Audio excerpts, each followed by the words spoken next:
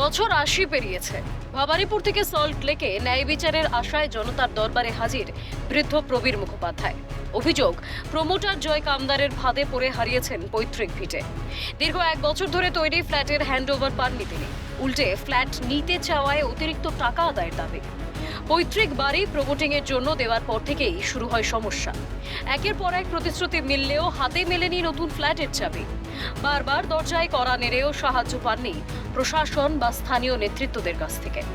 আমার পৈতৃক ভিটায় সেটা প্রমোটারকে দেওয়া হয়েছিল ওটা নতুন করে ডেভেলপ করার জন্য।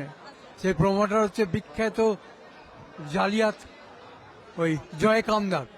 জয় কামদার যার ইডির নজরে ছিল, যে জয় কামদার সেই হাতে পড়েছি। সেই ফ্ল্যাট কমপ্লিট হয়ে গেছে কিন্তু আমাকে হ্যান্ড ওভার করছে না। কতদিন ধরে হ্যান্ড ওভার করছে না ফ্ল্যাট? আজকে প্রায় ১ বছর হয়ে গেল। প্রবীর মুখোপাধ্যায়ের কথায় তৎকালীন মুখ্যমন্ত্রী মমতা বন্দ্যোপাধ্যায়ের সঙ্গে দেখা করার বহুবার চেষ্টা করেছিলেন তিনি, কিন্তু সুযোগ মেলেনি। অভিযোগ, প্রাক্তন ডিসি শান্তনু সিনহার সঙ্গে প্রমোটার জয় কামদারের সুসম্পর্ক থাকায় কোনো অভিযোগই কার্যকর হয়নি।